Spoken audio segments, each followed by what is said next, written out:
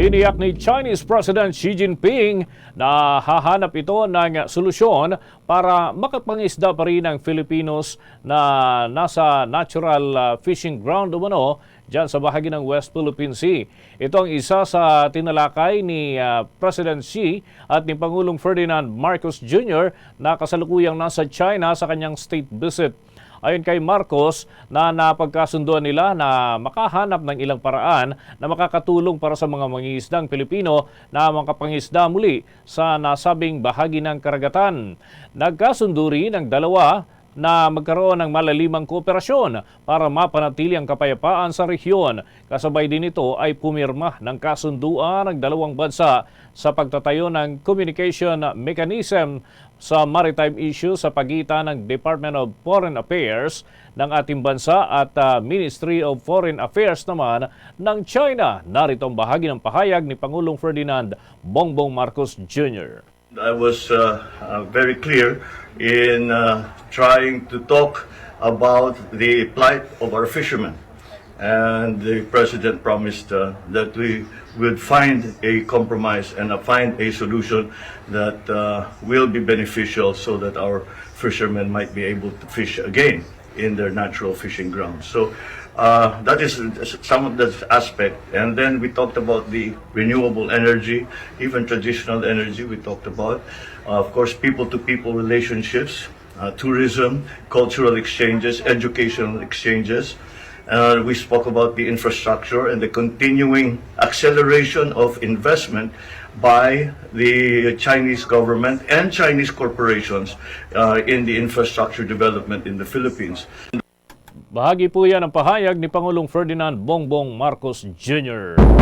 Samantala, inanunsyo naman ni Pangulong Ferdinand Marcos Jr. ang pagkabuo ng Durian Protocol sa kanyang state visit sa China. Ayon sa Pangulo, ang nasabing kasunduan ay magbubukas para sa mga produkto ng Pilipinas para mai-export sa China. Saklaw nito ang mga agriculture products na masaganang inaani dito sa Pilipinas, katulad na lamang ng durian at iba pang mga prutas. Naniniwala ang punong ehekutibo na panimula pa lamang ito ng mas magandang trading ng China at Pilipinas bukod pa sa mga kasunduan kagaya na lamang ng joint exploration at iba pang makabuluhang aktibidad. Narito pa ang naging pahayag ni Pangulong Ferdinand Marcos Jr. We started the day with a meeting with the chairman of the People's Congress. And again, we had a very fruitful exchange of ideas and a beginnings of a plan for moving forward. After that, I met with the Premier Lee, who I had met before in Cambodia, and we continued the discussions that we began there, which were essentially about the strengthening again of relationships between China and the Philippines. And with the next appointment that we had was with the President Xi Jinping, where we had a meeting with him as well. And we covered so many subjects, much more than is usual for these very formal meetings.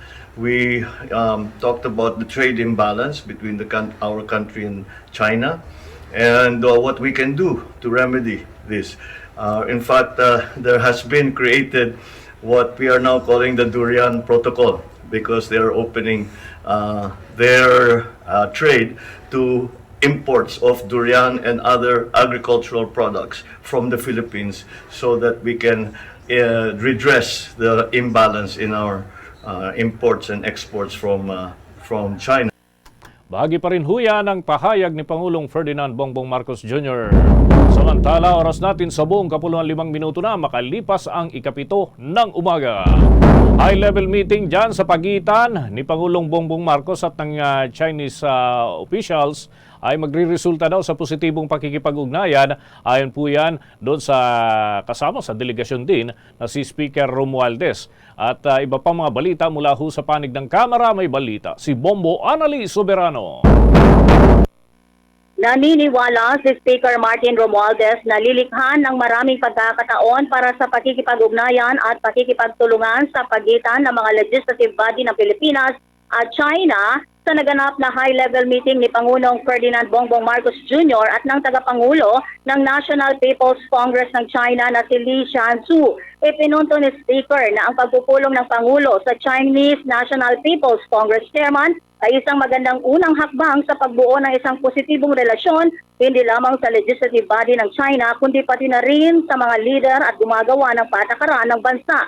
Dagdag pa ni Romualdez, ngayong nagsimula ng nagbukas ang China, inaasahan nilang makita ang ilang pakikipag-ugnayan na ito at ang mga pagpapalitan sa pagitan ng Kongreso ng China at ng Kongreso ng Senado at ng Pilipinas ay magbubunga ng magandang resulta ngayong taong 2023. Sinabi pa ni Romualdez na anumang kabutihang loob na natamo ng Pangulo sa nasabing pakikipagpulong sa mataas na opisyal ng gobyerno ng China ay dapat palalimin at palakasin ang relasyon ng dalawang bansa sa lahat ng aspeto. Positibo din si Speaker Romualdez na makakatulong ito sa mga darating na buwan, lalo na sa oras na ang bansa ay natuto kung paano lumipat sa isang post-pandemic na setting. Binigyang diin ni Romualdez ang kahalagahan ng naturang mataas na antas ng pagpupulong. Nasa China ngayon si Pangulong Marcos Jr. para sa kanyang 3-day state visit. Si Speaker ay bahagi ng delegasyon ng Pangulo sa China habang sinusubukan ng punong ehekutibo na palawakin ang bilateral ng kooperasyon sa maraming larangan tulad ng agrikultura, enerhiya, infrastruktura, science at technology, kalakalan at pamumuhunan at pagpapalitan ng kultura. Pakinggan natin ang pahayag ni Speaker Martin Romualdez. Well, this morning's high-level meeting with the President of the National Congress of the People's Republic of China was a very positive engagement in such that His Excellency Li Shansu encouraged that we have high-level exchanges between our Parliament and our Congress. No, he feels and believes that our relations should be deepened and strengthened through our legislative bodies having active coordination and more engagements and meetings. So that's why we look forward to the invitations that have actually been extended in the previous years, but due to COVID, did not materialize. But now that China is opening up this year, we look forward to seeing these engagements and these exchanges between the Congress of China and the Congress and the Senate of the Philippines come to fruition in the year 2023. That will go a long way in harmonizing and resolving any differences and deepening and strengthening the relations of both countries.